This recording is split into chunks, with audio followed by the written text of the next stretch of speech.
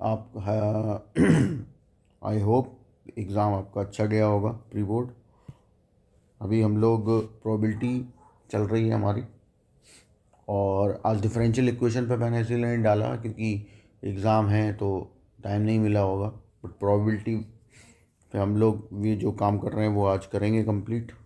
And आज के topic को हम जो कंडीशनल प्रोबेबिलिटी में सेकंड एक्सरसाइज चल रही थी उसको निपटाते हुए एंड बेस थ्योरम के दो एग्जाम्पल मैं समझाऊंगा अपनी तरफ से बना के।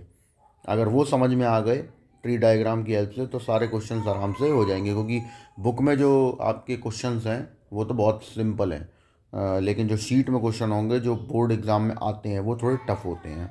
तो इसलिए इस चीज़ का ध्यान रखना है हमें कि चीज़ें एक एक करके समझनी है। और लास्ट वीडियो प्रोबेबिलिटी पे कम व्यूज़ थे, सारे भी लोगों ने नहीं देख पाया है तो एक बार देखिए और कंप्लीट करिए अपना, क्योंकि हमें जल्दी से जल्दी निपटाना है इन चीज़ों को, जिससे कि बाद में फिर एग्ज़ाम से पहले आपको रिवीजन का टाइम मिल जाए और एग्ज़ाम पेपर्स भी आप लगा पाएँ, क्योंकि बिना एग्ज़ाम पेपर लगाए हुए प्रिपरेशन सही नहीं मानी जाएगी, ये ध्यान रखना। तो हम 18 क्वेश्चन तक कर चुके थे, 19 वाले क्वेश्चन पे आ रहे हैं। क्वेश्चन नंबर 19 उठा रहा हूँ मैं। अब क्वेश्चन नंबर 19 पे पढ़ते हैं। एक an article manufactured by a company consist of two part X and Y.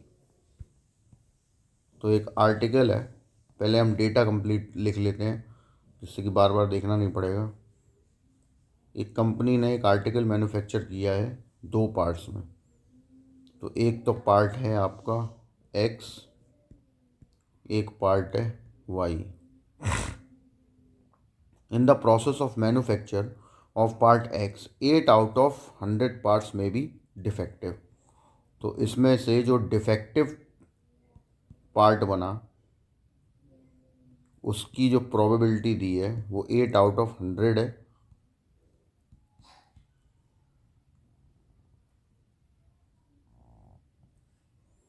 तो यहाँ पे आपका जो नॉन डिफेक्टिव पार्ट होगा उसकी फिर 92/100 हो जाएगी। और इस वाले में प्रोबेबिलिटी ऑफ डिफेक्टिव पार्ट ये आपको गिवन है 5 आउट ऑफ 100। तो इसका नॉन डिफेक्टिव पार्ट इज़ 95/100 हो जाएगा। तो डेटा हमारा कंप्लीट हो गया। आगे बढ़ते हैं। बोला है calculate the probability that the assembled product will not be defective. Probability the assembled product not be defective. इसका मतलब ये हुआ, क्योंकि देखो अब आर्टिकल दो पार्ट से बन के तैयार होगा, एक्स और वाई से, ठीक है। और एक्स के डिफेक्टिव पार्ट की प्रोबेबिलिटी 8/100 और नॉन डिफेक्टिव पार्ट की 92/100 और वाई की 5/100 डिफेक्टिव की, नॉन डिफेक्टिव 95/100। अब उन्होंने बोला जो असेंबल प्रोडक्ट हुआ, जो प्रोडक्ट असेंबल हुआ है वो डिफेक्टिव ना हो। तो इसका मतलब है कि एक्स और वाई दोनों पार्ट करेक्ट में से आए होंगे, ठीक है। तो यहाँ आ जाएगा पहला पार्ट एक्स की तरफ से non defective part of X multiply non defective part of Y, क्योंकि तभी दोनों मिलके एक करेक्ट पार्ट मतलब करेक्ट आर्टिकल बना पाएंगे। तो 92/100 इंटू 95/100। अब इसे कर लो सॉल्व।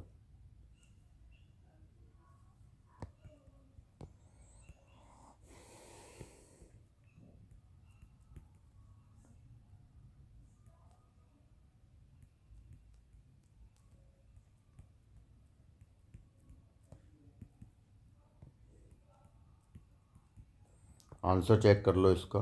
देखो पॉइंट्स में आ रहा है या ऐसे ही सॉल्व करके दिया हुआ है मल्टीप्लाई में। मल्टीप्लाई ही कर लो। 437/500। तो ये आपका इस तरीके से क्वेश्चन होना था, बहुत ही आसान क्वेश्चन है। नेक्स्ट आगे बढ़ते हैं। क्वेश्चन है 20।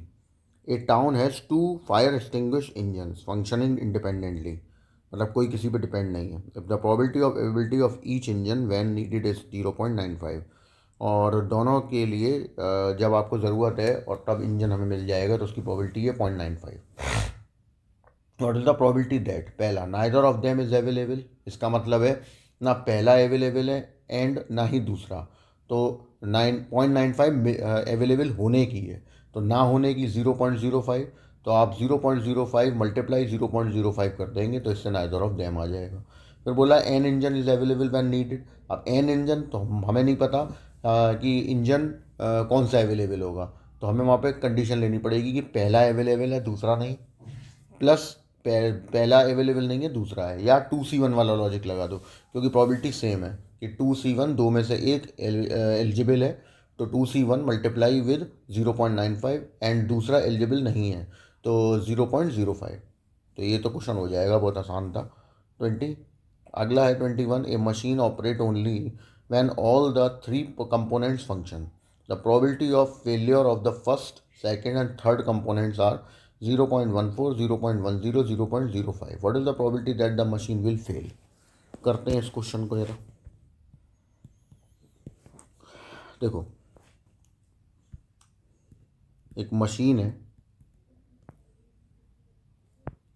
ऑपरेट करना है इनको, तो ऑपरेट व्हेन थ्री कंपोनेंट्स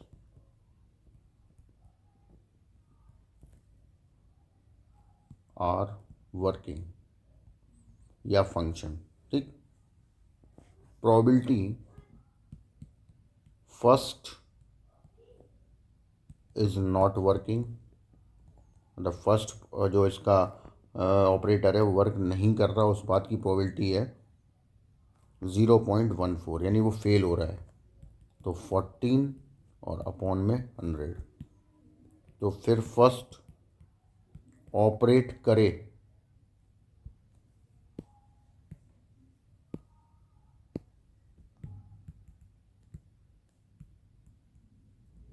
तो इसकी हो जाएगी 86/100। ठीक, पहला हो गया। अब आ जाओ दूसरे point, probability second not work. ये है आपका 0.10, मतलब 10/100। तो सेकंड वर्क करेगा तो हो जाएगा 90/100, को 1 में से माइनस कर देंगे। फिर इसके बाद आया third, probability third part not working.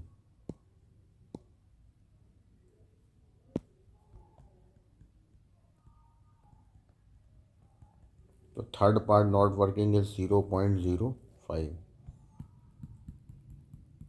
तो थर्ड पार्ट वर्किंग, तो ये हो जाएगा 0.05 था ना, तो ये हो जाएगा 0.95, मतलब 95/100। अब आपसे बोला हुआ है what is the probability that machine will fail.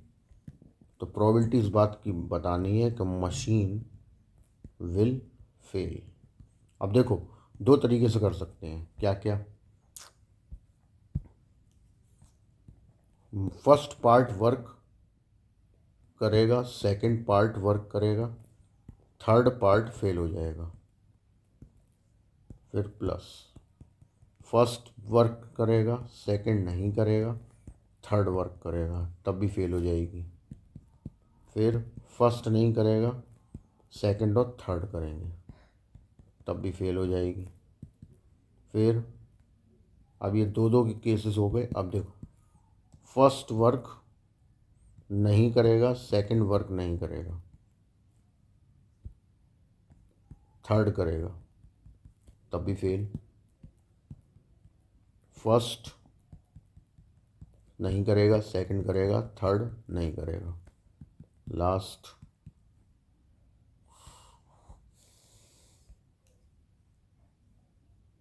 First नहीं करेगा, सेकंड नहीं करेगा, थर्ड कर जाएगा, तब भी फेल हो जाएगी।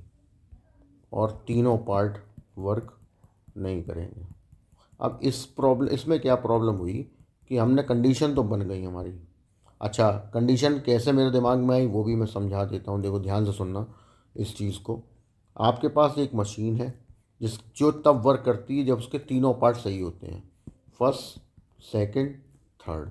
अब ज़रा इनके ऑप्शन सोचो।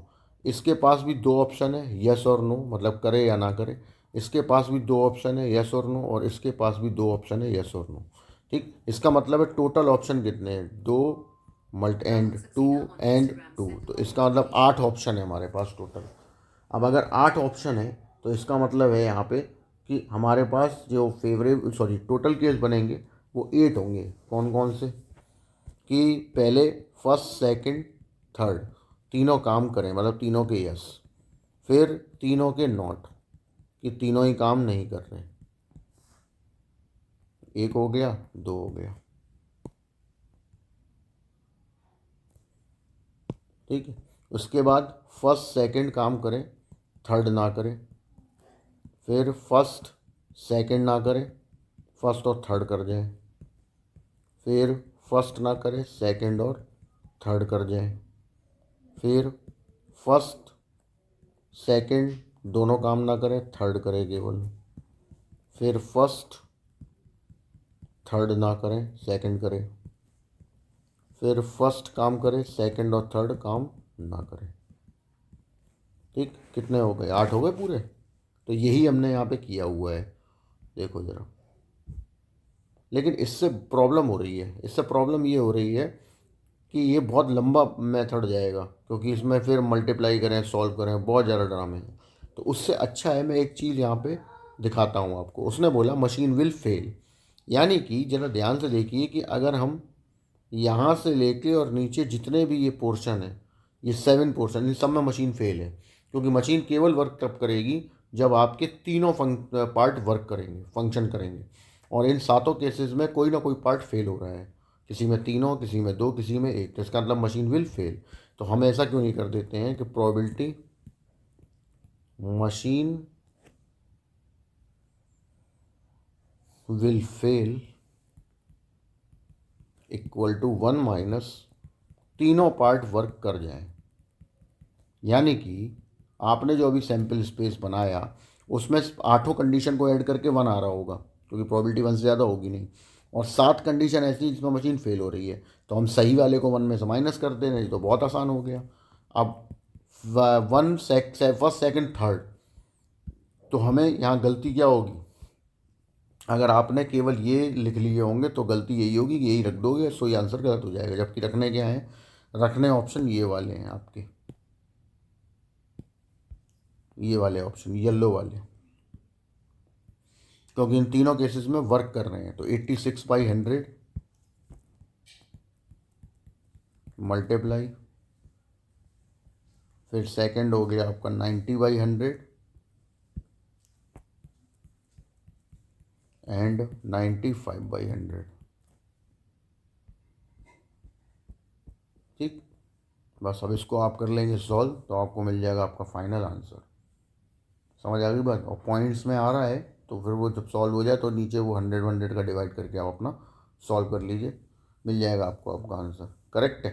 तो ये एक थीम होती है क्वेश्चन को करने की, कि हमें हर तरीके से पता होना चाहिए। ऐसा ना हो कि हमने ये मेथड लगाया, ये वाला, और इससे हमने क्वेश्चन किया तो टाइम बहुत ले जाएगा। इसमें क्या है, इसमें टाइम केवल और क्यों आप देख ही रहे हो, फिर उसके बाद कैलकुलेशन इसकी बहुत हार्ड होगी। ठीक, तो यहाँ पे प्रॉब्लम क्या आएगा? यहाँ पे हार्ड है ही नहीं, क्योंकि 86, 90, 95 मल्टीप्लाई करके 100, और ये वाला मल्टीप्लाई करके, क्योंकि 100 का मल्टीप्लाई करने में कोई दिक्कत ही नहीं, दो दो दो दो ज़ीरो हैं, तो 10⁶ हो गया। सॉल्व कर लीजिए, 1 में से माइनस कर दीजिए, आंसर आ गया। ऊपर वाले में कैलकुलेशन बहुत हार्ड होने वाली है, क्योंकि फर्स्ट सेकंड है उनके होने की लेनी है, थर्ड के ना होने की, फिर दो दो के होने वाली लेनी है, फिर तीनों के ना होने की लेनी है, ऐसे करके लेनी है। तो ये कैलकुलेशन ही देख लो आप, बड़ी खतरनाक कैलकुलेशन है। तो इसका ध्यान रखते हुए काम करना है कि ऐसा ना हो कैलकुलेशन ही हमारा टाइम खा जाए। नेक्स्ट आगे बढ़ते हैं।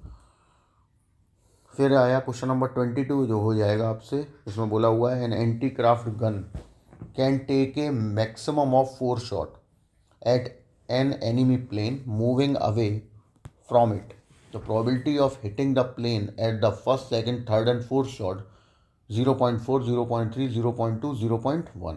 यानी कि आपको एक एंटी एयरक्राफ्ट गन दी गई है जिसमें मैक्सिमम 4 शॉट आप एनिमी प्लेन पे ले सकते हो, एनी प्लेन, और जो प्लेन है वो मूविंग है। प्रोबेबिलिटी इस बात की कि फर्स्ट शॉट लगेगा 0.4 probability, 0.3 probability second, 0.2 probability third, 0.1 probability fourth.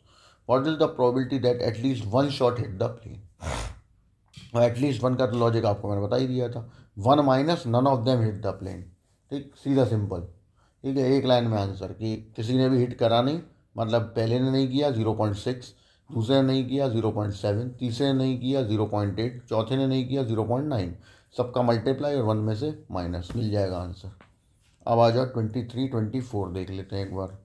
23 बोल रहा है S1 S2 be the two switches and let their probability of working be given। तो डेटा S1 स्विच जो है हमारा, वो जब वर्क करता है तो 4/5 प्रोबेबिलिटी है, और S2 जब वर्क करेगा तो वो 9/10 प्रोबेबिलिटी है। Find the probability that the current flow from terminal A to terminal B and S1 S2 are installed in series. तो सिंपल सीधा लॉजिक है, हमसे बोला गया है प्रोबेबिलिटी निकालनी है current will flow from A to B। ऐसा केवल और केवल तभी पॉसिबल है जब दोनों स्विच ऑन होंगे, क्योंकि सीरीज में लगे हुए हैं। तो PS1 and PS2 both are on, दोनों में से एक भी ऑफ हुआ तो A से B करंट फ्लो नहीं करेगा। What is S1 is 4/5 and that is 9/10। तो ये हो गया 18/25। Question number 24। ठीक, 24, सॉरी 23, नॉट 24। इसके बाद आते हैं हम 24 पे। अब इसमें क्या हो रहा है भाई, 24 में बोला है तुमसे S1 के ऑन होने की प्रोबेबिलिटी है 2/3 और S2 के ऑन होने की प्रोबेबिलिटी है 3/4, और अब ये पैरेलली इंस्टॉल्ड है। पूछा वही है, current will flow from A to B। लेकिन अब प्रॉब्लम ये है कि ऊपर वाले में सीरीज में थे, अभी पैरेलली दिए हुए हैं, तो अब इसमें क्या होगा? तो इसमें क्या है, देखो मैं यहाँ पे कंडीशन बननी चाहिए 3, कौन कौन सी, कि ए जो है वो S1 होते हुए B पहुँच जाए। ठीक है, तो current A to B via S1 पहला, फिर current A to B via S2, फिर current A to B via S1 and S2, दोनों ऑन हो जाए वाया S2। 3 कंडीशन बनेंगी आपकी। ठीक, S1 से हो तो मतलब S1 को ऑन किया, S2 हमने ऑन नहीं किया। ठीक है, तो अब यहाँ पे वही लॉजिक अपना बनेगा जो हमने पहले समझाया हुआ है कंडीशन में। अब यहाँ लॉजिक आप देखिए, ये तो हमने लिख लिया, अब इसके लॉजिक ज़रा ध्यान से सुनेंगे। कि पहला कि SA टू B हो जा रहा है करंट S1 होते हुए, इसका मतलब S1 ऑन रहेगा लेकिन S2 ऑफ हो जाएगा। ठीक है, हमें बताना पड़ेगा क्योंकि ऑप्शन 2 है हमारे पास। फिर दूसरा, A से B S2 होते हुए जा रहा है, तो S1 ऑफ रखना पड़ेगा, S2 ऑन रखना पड़ेगा। फिर A टू B S1 होते हुए भी जा रहा है और S2 होते भी जा रहा है, मतलब दोनों ऑन रखने पड़ेंगे। तो ये जो ऊपर वाला जो आपने लैंग्वेज लिखी थी उसको हमने कन्वर्ट कर दिया मैथमेटिक्स में। अब S1 के ऑन होने की प्रोबेबिलिटी है 2/3 और S2 की ऑफ होने की 1 - 3/4। फिर S1 की 1 - 2/3, इसकी 3/4 और इसकी 2/3 इंटू 3/4। सॉल्व कर लीजिए 11/12। अब यही ऑप्शन हम इसको ऐसे भी कर सकते थे कि हम लॉजिक सोचते सैम्पल स्पेस का। सैम्पल स्पेस सोचो, S1 और S2 दोनों ऑन है तब भी करंट ए से बी जा रहा है। S1 ऑन है, S2 ऑफ है तब भी जा रहा है, क्योंकि सीधी उसमें है, पैरेलली लगे हुए हैं। S1 ऑफ है, S2 ऑन है तब भी जा रहा है, और लास्ट में दोनों ऑफ है। ठीक है, ये हमारे सैम्पल स्पेस बने, क्योंकि मैंने सोचने का तरीका आपको क्या बताया हुआ है। मैंने आपसे बोला हुआ है ऑप्शन सोचा करो सबके बारे में कि क्या क्या गिवन है और उसमें क्या ऑप्शंस हैं। ठीक है, तो ये देखते हैं ज़रा। ऑप्शन ये थे कि आपके पास स्विच है दो, S1 S2, इसके पास भी यस और नो है, इसके पास भी यस और नो है, तो इसका मतलब ऑप्शन है चार। वो चार कंडीशन आपको यहाँ बनानी है सैम्पल स्पेस में। ठीक, अब आपको क्या क्वेश्चन पूछा गया है उस पर बात कर लें। क्वेश्चन आपसे पूछा गया था कि ए टू बी करंट फ्लो करें। ठीक, इससे कोई लेना देना नहीं, ये वैसा ही है जैसे क्वेश्चन इज सॉल्व, हमें इससे कोई मतलब नहीं कि वो फ्लो किधर से करेगा। तो हमने अभी ऊपर सीख लिया कि ये कंडीशंस बन रही हैं जिसमें करंट फ्लो हो रहा है ए टू बी।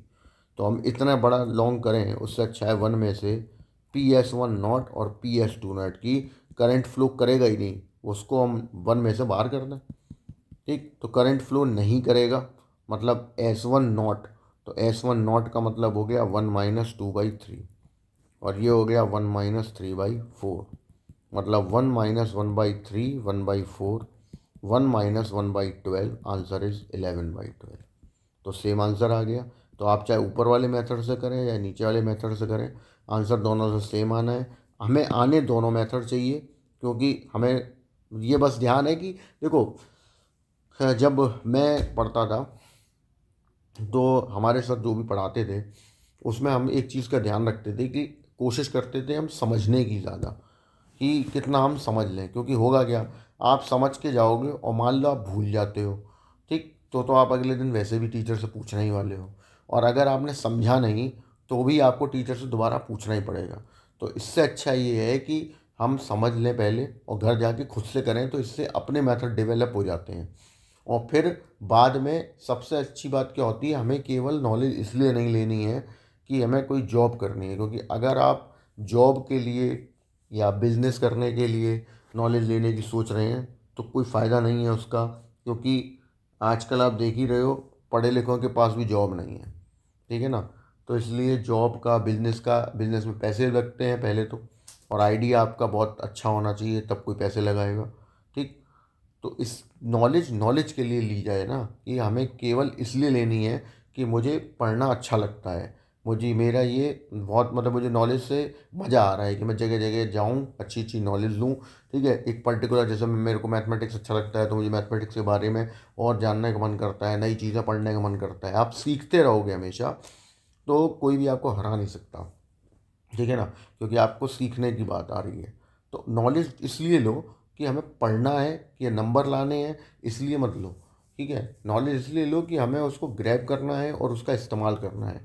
और इस्तेमाल वही कर पाएगा उस नॉलेज का जिसके पास मतलब वो नॉलेज खुद से एक्सपेरिमेंटल नॉलेज होगी, कि हमने केवल टीचर की सुनी सुनाई बातों पर काम नहीं किया, हमने खुद भी सोचा और एक नया मेथड अपना बना लिया। ठीक है, तो वो बहुत ज़रूरी है, क्योंकि कल को आप में से कोई टीचर बन जाता है या मौका मिलता है, कभी कभी आजकल देखा जाता है कि जैसे जॉब वगैरह में भी जाते हैं तो कोई अच्छा काम करने वाला है तो उसको बोल दिया जाता है कि अब जो और न्यू कमर्स आएंगे, फ्रेशर्स आएंगे, उनको आप सिखाइए। तो सिखाना भी एक बहुत बड़ी कला होती है और एक को नहीं आती। आजकल टीचर्स बहुत हैं, यूट्यूब पे तो भरा पड़ा है टीचर।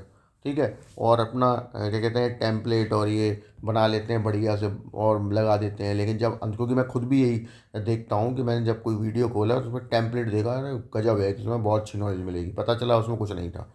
ठीक है ना, बस उनको क्या चाहिए कि एक क्लिक हो जाए, मेरा वीडियो एक बार चल जाए, उस बहुत है। ठीक है, तो वो चीज़ नहीं चाहिए, आपको नॉलेज चाहिए बेसिकली, जो आप दूसरे को दे सको तो उसका कुछ भला हो जाए। ठीक, चलिए लास्ट क्वेश्चन करते हैं इसका, एक्सरसाइज का। ये 25 वाला जो क्वेश्चन है ये थोड़ा सा पिछले क्वेश्चन से होगा टफ, तो इसको ज़रा ध्यान से समझेंगे हम। एक कॉइन इज टॉस्ड, ठीक, फिर इफ हेड कम्स अप, बहुत ध्यान से देखना क्योंकि ऐसे चार पांच क्वेश्चंस हैं। जो मैं शीट कंडीशन प्रोबेबिलिटी में ही जो मैं शीट में डालूंगा, और इम्पॉर्टेंट है आए हुए हैं, तो बहुत ध्यान से समझना, ये तो सिंपल है खैर उनके हिसाब से। Comes up a die is thrown, but if a tail comes up,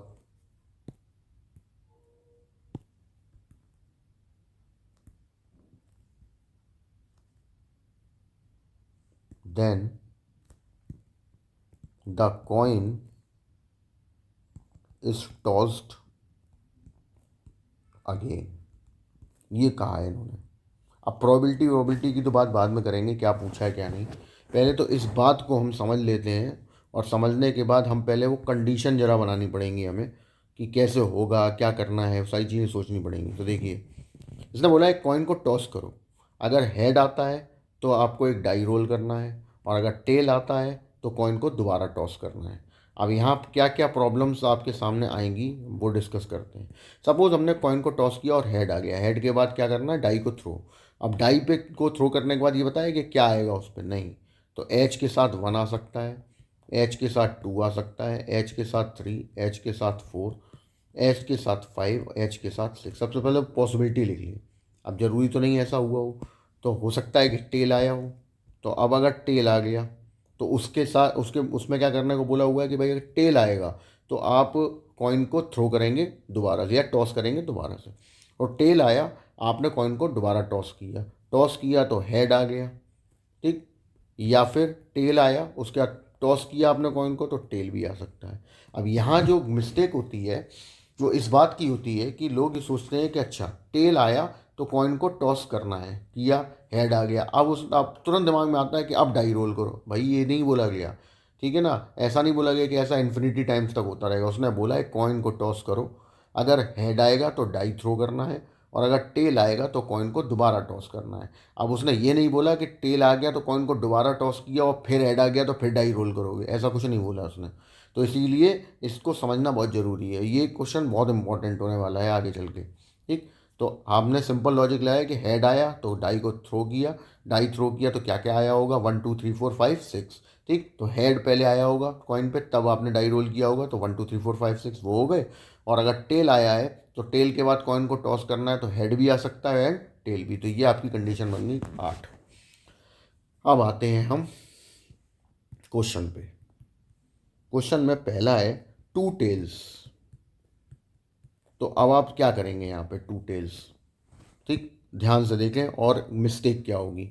जैसे ही आया टू टेल्स, आपने सैम्पल स्पेस नहीं बनाया, आपने कहा अच्छा टू टेल्स है तो इसका मतलब है पहले वाले पे टेल 1/2, दूसरे वाले पे टेल 1/2, आंसर इज 1/4। सो ही गलत, सो ही मिस्टेक हो जाएगी, क्योंकि यहाँ केवल एक कॉइन को टॉस करने की बात नहीं है कि कॉइन को 2 बार टॉस किया। यहाँ बोला है कॉइन की कंडीशन बनी हुई है, कॉइन पे हेड आएगा तो ऐसा होगा, टेल आएगा तो ऐसा होगा। तो इस वजह से ये हो गई मिस्टेक।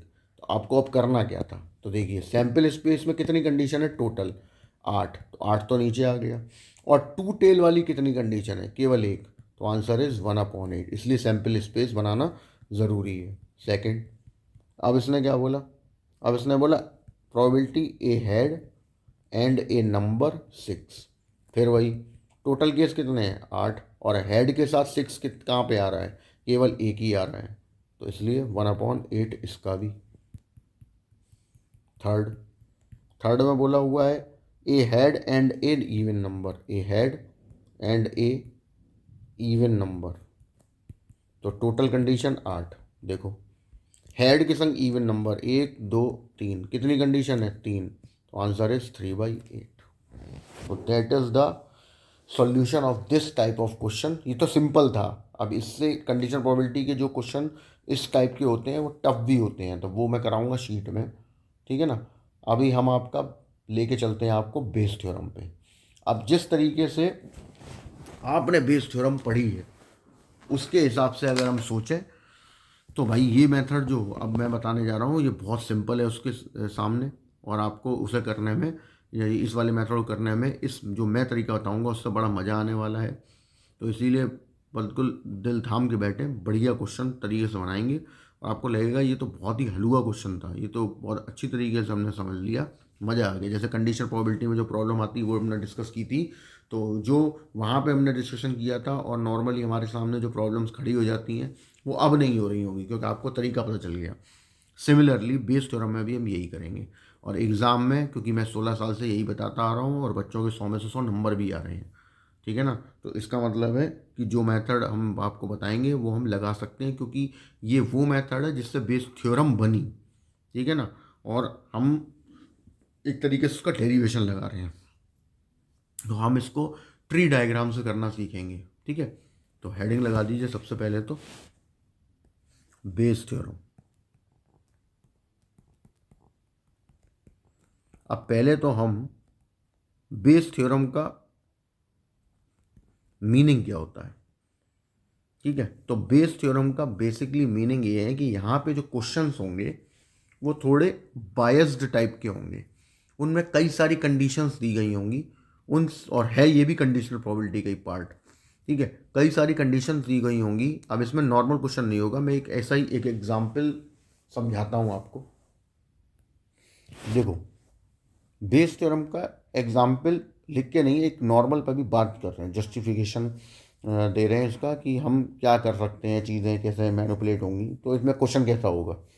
अब क्वेश्चन में देखो अलग अलग चीज़ें हो सकती हैं। जैसे मान लो मैंने आपसे बोला कि आप ए से चले और बी पे गए, एक एग्जाम्पल दे रहा हूँ मैं, अब वो तो कुछ भी क्वेश्चन सकता है, ठीक है। और आपके हाथ में 2 बैग थे, ठीक है। दोनों बैग में 5 वाइट 4 रेड और इधर मान लीजिए 6 वाइट एंड 3 रेड बॉल्स हैं। अब जब आप ए से चल के बी पे पहुंच गए, यहाँ आप आ गए, तो आपने बैग को देखा और बैग में देखा तो भैया एक बॉल जो थी वो आपकी रास्ते में गिर पड़ी,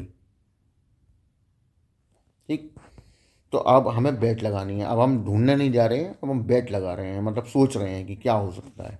तो प्रोबेबिलिटी आपसे ये पूछी जाएगी कि इस बात की प्रोबेबिलिटी बताओ। मतलब 2 तरीके के क्वेश्चन आते हैं। पहला, 1 ball is dropped is red, ठीक। और दूसरा क्वेश्चन आपका इसमें जो पूछा जा सकता है या जिस टाइप का क्वेश्चन पूछा जाता है, 1 बॉल इज ड्रॉप्ड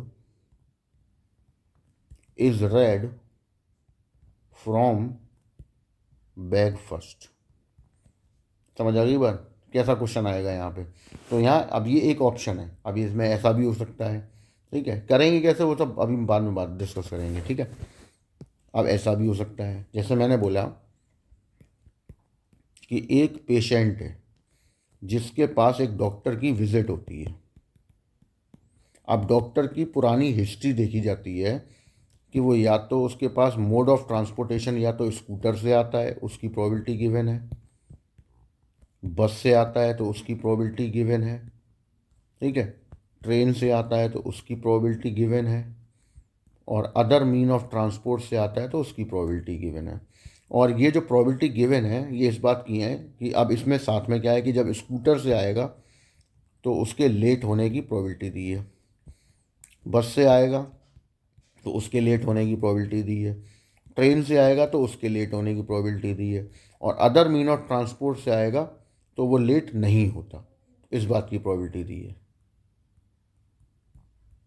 ठीक। और लास्ट में आपसे पूछ लेंगे कि डॉक्टर की विजिट पेशेंट के पास हुई तो इस बात की प्रोबेबिलिटी बताइए कि वो लेट नहीं हुआ, ठीक है। और एक क्वेश्चन तो ये हो गया कि वो लेट नहीं हुआ। तो अब बहुत से लोग सोचते हैं कि फिर तो यहीं से आया होगा, नहीं, कोई ज़रूरी नहीं है, क्योंकि लेट होने की प्रोबेबिलिटी यहाँ दे रखी है, ठीक है। ये तो इसके ना होने की प्रोबेबिलिटी भी कुछ ना कुछ होंगी। जैसे मान लो इसमें लेट होने की प्रोबेबिलिटी 1/3 है, तो ना होने की 2/3 हो गई। तो ये ऑप्शन बनेंगे आपके। तो नॉट टू बी लेट, लेकिन ये नहीं बताया गया कि किस ऑप्शन से आया है, तो हमें प्रोबेबिलिटी निकालनी पड़ेगी, ठीक। और ये भी हो सकता है कि ये क्वेश्चन पूछ ले कि he will be late then he comes from by bus, तो ये ऑप्शन हो गए। तो आप देख सकते हैं कि दोनों क्वेश्चन का थीम एक ही है। ये है कि यहाँ पे आपसे पूछा गया था बॉल ड्रॉप हुई, लेकिन ये नहीं बताया गया कि ड्रॉप कौन से बैग से हुई, इस बात की प्रोबेबिलिटी। और फिर दूसरे क्वेश्चन में बोला गया कि बॉल ड्रॉप हुई, वो रेड थी और वो फर्स्ट बैग से थी, इस बात की प्रोबेबिलिटी। यहाँ पहला क्वेश्चन पूछा गया कि लेट नहीं होगा, लेकिन ये नहीं बताया गया किस मीन से। और यहाँ पूछा गया कि अगर लेट होता है तो वो बस से आया होगा। तो दोनों की देखिए थीम एक ही है, ठीक है। तो यहाँ जो क्वेश्चन आने वाला है तुम्हारे पास बेस थ्योरम का, उसमें तुम्हें क्वेश्चन में यही जस्टिफाई करना होगा कि ट्री डायग्राम किन के बीच में बनेगा, ठीक है। अभी मैं एक क्वेश्चन कराऊंगा, दो क्वेश्चन, तो उससे वो समझ में आएगा कि हम ट्री डायग्राम बनाएंगे कैसे, क्या क्या ऑप्शन सोचेंगे, ठीक है। तो ये तो आपके मेन बेस हुआ आपका, ठीक है, समझने लायक। अब हम क्वेश्चन करते हैं एक एग्जाम्पल। अब देखो एक एग्जाम्पल मैंने बनाया है। A man have two bags A and B. The bag A contains 6 white 4 red balls and bag B contains 5 white 5 red balls. One ball dropped from the bag. Then find the probability that, पहला question, the ball is white, दूसरा question, the ball is white from bag second या ब्रॉक B, ठीक। तो अब आपको यहाँ क्या सोचना है कि बेस थ्योरम कैसे काम करेगी, ठीक है। तो अब बेस थ्योरम में हम ट्री डायग्राम का इस्तेमाल कर रहे हैं, ठीक है। वो ट्री डायग्राम क्यों ट्री डायग्राम बोला गया, ये आपको अभी इससे समझ में आएगा, और वो बनेगा कैसे ये समझ में आएगा, या उसकी ब्रांचेस कैसे होंगी, ठीक। तो देखो यहाँ पे क्या है कि आप अपने ऑप्शन सोचो बॉल के गिरने के। जितने ऑप्शन होंगे उस ट्री में उतनी ही ब्रांचेज होंगी। यानी एक बॉल गिरी, ठीक, बॉल या जो गिरी है आपकी वो बैग फर्स्ट से भी हो सकती है और बैग सेकंड से भी हो सकती है। तो इसका मतलब है कि आपने एक यहाँ खड़े हुए हो, अब पहला आपका रास्ता यहाँ जाएगा और दूसरा रास्ता यहाँ जाएगा, ठीक। रास्ते में जो पहला रास्ता है वो इस बात का है कि बॉल फ्रॉम बैग ए, ये बॉल ए से आई है, और यहाँ पे बॉल फ्रॉम बैग बी से आई है, ठीक। दो ऑप्शन। अगर अब बैग कितने हैं आपके पास, वैसे तो क्वेश्चन किसी किसी क्वेश्चन में बैग को चूज़ करने की प्रोबेबिलिटी दी होगी, लेकिन यहाँ प्रेजेंट टाइम में बैग दो हैं, तो बैग को चूज़ करने की प्रोबेबिलिटी 50-50 हो गई, 1/2 1/2। अब आ जाओ राइट साइड में। राइट साइड के जो ये वाले पार्ट हैं ये दोनों में सेम होते हैं, ठीक, ध्यान से समझना।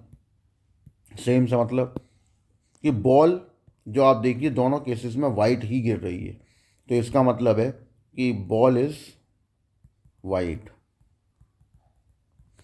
ठीक। और यहाँ पे भी बॉल इज वाइट, ठीक। और इसमें आपको अपने तो प्रकट नहीं करने हैं कि ऐसा हो गया तो, क्योंकि क्वेश्चन के अपने तो होंगे, वो उसी हिसाब से सेट होंगे और आपको क्वेश्चन उसी हिसाब से दिया गया होगा। मैं उसी हिसाब से क्वेश्चन और भी बना के दूंगा, ठीक। अब बॉल इज़ वाइट, तो पहले वाले बैग में वाइट बॉल कितनी है हमारे पास, 6C1, क्योंकि एक ड्रॉप हुई, टोटल 10, तो ये आ गया 6/10, मतलब 3/5। दूसरे वाले में कितनी है, 5 है, तो 5C1/10C1 विच इज़ 1/2। अब हम अपना करेंगे पहला क्वेश्चन सॉल्व। तो पहला क्वेश्चन आपका है कि जो वन बॉल गिरी है वो वाइट होगी, तो बॉल इज़ वाइट। अब इसको कैसे सॉल्व करना है, ध्यान से सुने। इन्होंने हमें ये बोला कि जो बॉल गिरी है वो वाइट है, कौन से बैग से गिरी ये वाली बात नहीं बोली, तो आपको अब दोनों ऑप्शन के साथ जाना पड़ेगा। पहला ये कि आपने बैग ए चूज़ किया और उसमें से बॉल वाइट वाली एक गिरा दी, या फिर बैग बी चूज़ किया और उसमें से एक वाइट बॉल गिरा दी, क्योंकि दोनों ऑप्शन लेने पड़ेंगे। तीन होते तो तीनों ऑप्शन लेने पड़ते, क्योंकि हमें बैग नहीं मालूम। पहले वाले में बैग को चूज़ करने की 1/2 और बॉल वाइट के गिरने की 3/5। दूसरे वाले के बैग के चूज़ करने की 1/2 और बॉल गिरने की 1/2। सॉल्व कर लिया, एलसीएम लेके सॉल्व किया, तो यहाँ हो गया आपके पास 6, यहाँ हो गया 5, आंसर 11/20। यानी कि पहले वाले ऑप्शन का आंसर 11/20। अब आते हैं हम सेकंड वाले ऑप्शन पे। सेकंड ऑप्शन में कहा है the dropped ball is white come from या drop from bag B, second bag से गिरा नहीं है। अब इसमें क्या होगा, अब इसमें हमें पता है कि पहले सेकंड बैग से गिरी, इसका मतलब है रास्ता ये चॉइस होएगा, ये वाला। तो अब क्या करना है, पहले हम लेंगे बैग बी, चूज़ किया, उसमें से वाइट बॉल गिरा दी, और फेवरेबल अपॉन टोटल, टोटल क्या है कि बैग ए चूज़ करो उसमें से वाइट बॉल गिराओ, प्लस बैग बी चूज़ करो उसमें से वाइट बॉल गिराओ। ये आपका फेवरेबल अपॉन टोटल हो गया, तब के लिए जब आपको बैग पता होगा। ठीक, तो बैग बी के चूज़ करने पे क्या था, 1/2 इंटू 1/2, यहाँ पे 1/2 इंटू 3/5, 1/2 इंटू 1/2, 1/4 अपॉन 3/10, 1/4, 1/4, 20 LCM, यहाँ हो गया 6, यहाँ हो गया 5, 4 से ये 5 बार कैंसिल हुआ, 5/11 is your answer, is second part. तो ये तरीका था आपके क्वेश्चन को सॉल्व करने का ट्री डायग्राम से। अब इसमें ना तो आपको वो बेचैनी होगी जो आपको थ्योरम में होती है कि एक A1 ले लो, फिर ए लो, फिर E1 लो, फिर ए के साथ E2 लो, कौन सा कहाँ फिट बैठाओ, वो सब नाटकबाजी करनी ही नहीं है। पहले आप ये मेथड सीखेंगे, ठीक है। बहुत ही अच्छा मेथड है ये, ठीक, और इसी से ही बेस थ्योरम बनी है। तो ये ऑप्शन, अच्छा दूसरी बात, फिर ये वाला पार्ट की फर्स्ट पार्ट अगर आ गया तो अब हम कैसे करें, फिर उसका सेकंड पार्ट आ गया तो उसको हम कैसे करें, तो वो सारे झंझट खत्म। इससे बहुत आसानी से कितना भी बड़ा क्वेश्चन होगा वह जल्दी सॉल्व होगा, ठीक है। बहुत नाटक नहीं करने होते, ज़्यादा कुछ लिखना नहीं है, ट्री डायग्राम समझाना है, एग्जामिनर को समझ में आना चाहिए पूरी बात। तो जैसे मैंने सॉल्व किया वैसे ही सॉल्व करना होगा, ठीक। एक और क्वेश्चन करते हैं, अब थोड़ा सा टफ क्वेश्चन बनाऊंगा मैं, देखिए डरना मत देख के, क्योंकि लंबे लंबे क्वेश्चन मिलेंगे आपको। क्वेश्चन पढ़ते हैं और बहुत ध्यान से पढ़ना, और फिर उसके बाद अच्छा वो भी नहीं करना है कि सॉल्यूशन पता तो चला क्वेश्चन क्या था पता नहीं, ठीक है, वो भी नहीं करना है, ध्यान से समझते जाना है, और फिर उसके बाद हम अपने ऑप्शन बनाएंगे। बोला है if we have 2 bags A and B, the bag A contains 5 white 6 red balls and B contains 6 white and 5 red balls. If we draw a ball from bag A, note the color and put into bag B along with 4 new balls other than bag of same color, which color we noted। यहाँ क्या किया आपने, पहले मैं इसका theme समझाता हूँ। एक है बैग ए, एक है बैग बी। बैग ए में 5 वाइट है 6 रेड है, इसमें 6 वाइट है 5 रेड है। आपने क्या किया, इस वाले में से एक बॉल चूज करी, ठीक, उसका कलर नोट कर लिया और उसको पुट कर दिया बैग बी में, लेकिन साथ में along with 4 same colour balls और डाली हैं other than bags. Other than bags का मतलब है कि इन बैगों में से नहीं डाली हैं, अदर से 4 बॉल उस कलर की लाई जिस जो कलर हमने नोट किया था, और बैग बी में डल गई। और अब बैग बी से आपने एक बॉल निकाली, तो आप उससे आपको जो भी प्रोबेबिलिटी पूछी गई है वो फाइंड करनी है। तो ये थीम है हमारे पास। अब सोचो कि ट्री डायग्राम काय पे बनेगा, तो देखो जरा ऑप्शन सोचो। आपका जो चूज हो रहा है वो अब बैग चूज नहीं हो रहा। अब आपने ए बैग में से जो बॉल निकाली है एक, उसका कलर नोट किया है। कलर के ऑप्शन क्या है, वाइट और रेड।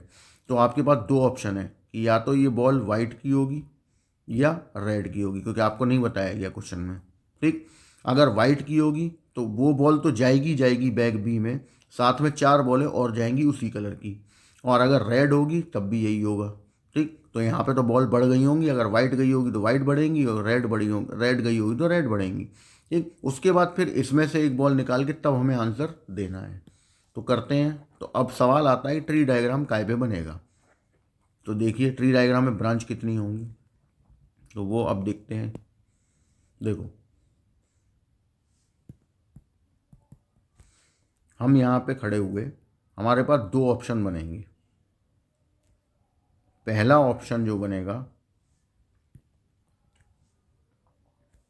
वो है 1 वाइट बॉल फ्रॉम बैग ए, और दूसरा बनेगा 1 रेड बॉल फ्रॉम बैग ए। अब बैग को चूज़ नहीं करना है क्योंकि पहली बॉल बैग ए में से निकल रही, ये पता है हमें, और बैग ए में वाइट और रेड दो ऑप्शन है, इसलिए या तो वाइट बॉल निकलेगी या तो रेड। तो पहले हम वाइट और रेड बॉल निकालने की प्रोबेबिलिटी देख लेते हैं। पहले बैग में 5 वाइट 6 रेड है, तो इसका मतलब है अगर वाइट निकलेगी तो 5/11 और रेड निकलेगी तो 6/11। एक केस इधर का सॉल्व हो गया।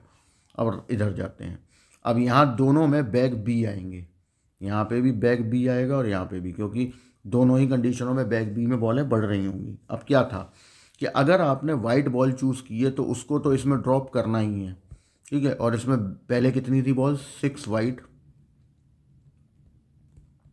और 5 रेड थी, क्लियर है। अब आपने अगर एक बॉल इसमें डाली, अगर वो वाइट थी, ठीक, और उसके संग 4 बॉल और डाली, तो टोटल बॉलें इसके अंदर कितनी गई, 5 वाइट गई, तो वो 5 वाइट इसमें ऐड हो जाएंगी।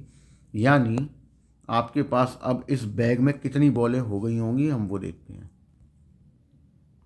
तो आपके पास ये बैग बी है, इसमें 11 तो वाइट हो जाएंगी और रेड में कोई फ़र्क नहीं पड़ेगा, वो उतनी ही रहेंगी। अब सेम हीयर यहाँ पे भी हम क्या करेंगे, देखो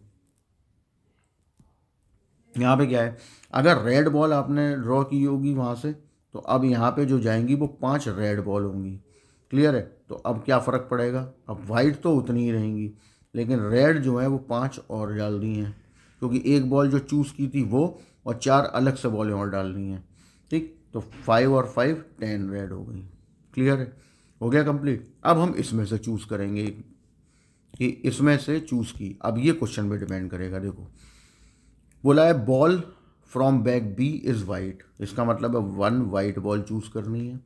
वाइट बॉल है आपके पास 11 और टोटल है 16। फिर अब जैसे मैंने बोला था राइट वाला दोनों सेम रहता है, तो फिर वाइट बॉल यहाँ से भी चूज़ करनी होगी। तो यहाँ से वाइट 6/16 दोनों हो गए। अब हम पहले क्वेश्चन का आंसर बनाएंगे। तो पहला question, probability ball from bag B, ball from bag B is white. अब हमें वाइट बॉल निकालनी है बैग बी से, लेकिन ये नहीं पता कि वो किधर से आ रही है, इस रास्ते से आ रही है वाइट वाले रास्ते से या रेड वाले रास्ते से, दोनों लेने पड़ेंगे। तो हम क्या करेंगे, पहले लेंगे 5/11, मतलब कि वाइट बॉल ही हमने पहले बैग ए में से निकाली और उसी को उधर बी में डाल दिया 4 बॉलों के साथ, और उधर से वाइट आई तो 11/16 प्लस, ज़रूरी तो नहीं, हो सकता है कि रेड बॉल गई हो तब वाइट निकली हो, तो 6/11 मल्टीप्लाई 6/16, तो 11 इंटू 16, तो एलसीएम हो गया 55 और ये 36, ऐड कर दिया 91/11 इंटू 16, कैंसिल कुछ हो नहीं रहा, मल्टीप्लाई कर लो, तो ये हो गया आपके पास 16 17 176। ठीक, पहले का आंसर हो गया। अब आ जाते हैं हम दूसरे क्वेश्चन पे, इसका दूसरा पार्ट। दूसरा पार्ट में क्या कहा गया है, पहले वो पढ़ो फिर देखते हैं आंसर। बोला है ball from bag B is white while we draw the ball from bag A is red, माने the ball from bag B is white, मतलब ये वाली वाइट है जो बी में से आई है, but the ball drawn from bag A is red. यानी अब हमें यहाँ रास्ता क्लियर कट पता है, ये पता है कि इधर से वाइट आई है, यानी कि ये ऑप्शन तो सही है, लेकिन ये ऑप्शन तो दो जगह है, वाइट तो यहाँ से भी आई है, लेकिन अब उसने ये बता दिया कि पीछे जो ड्रॉ हुआ था वो ए से हुआ था, यानी कि यहाँ से। तो अब क्या बनेगा, अब बनेगा 6/11 इंटू, मतलब ये वाला रास्ता हम ले रहे हैं, ये वाला, ठीक, मल्टीप्लाई 6/16, ये तो फेवरेबल हो गया, टोटल में दोनों लेने पड़ेंगे, 5/11 इंटू 11/16 प्लस 6/11 इंटू 6/16, 36 55 और यहाँ 36, क्योंकि 11 16 कॉमन आके कैंसिल हो गया ऊपर नीचे से। आंसर हो गया 36/91। तो ये देखिए कितना लंबा क्वेश्चन था, पढ़ते पढ़ते ही शाम हो जाएगी, ठीक है।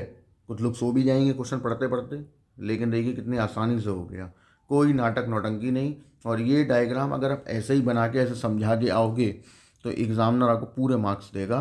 तो ये बहुत बढ़िया मेथड है, ठीक है। अगर आप इस तरीके से करेंगे तो नो डाउट, कोई कन्फ्यूज़न नहीं। प्रैक्टिस करनी है बेसिकली हमें इसकी, और वो हम कल के वीडियो में करेंगे एक्सरसाइज पहले, ठीक है, बुक की, क्योंकि वो सिंपल क्वेश्चन है, उसमें ज़्यादातर क्वेश्चन तो आप ही करोगे, तो थोड़े बहुत कुछ, क्योंकि ये मैंने बहुत हार्ड क्वेश्चन बना के दिए हैं आपको, फिर भी ये सेकंड वाला तो काफ़ी हार्ड था। फिर हम शीट पे आएंगे, हमारे लिए मेन तो शीट होगी, उसमें एक से एक बढ़िया क्वेश्चन होगा। और शीट आपने एक बार ढंग से कर ली, फिर तो आप मतलब राजा हो बेस थ्योरम के, कोई समस्या ही नहीं है फिर तो, ठीक। इसको आज आप समझिए, ध्यान दीजिए, रिवाइज करिए, और एक क्वेश्चन मैं आपको बना के दे देता हूँ, वो आप ट्राई करेंगे, ठीक है। देखिए क्वेश्चन एक मैंने आपको बना के दिया है, और ये टफ है, लेकिन पीछे जो करवाया था उसी के जैसा है, समझा देते हैं। We have 2 bags A and B. The bag A contains 7 red, 3 white, 3 green. Bag B में 5 red, 3 white, 5 green.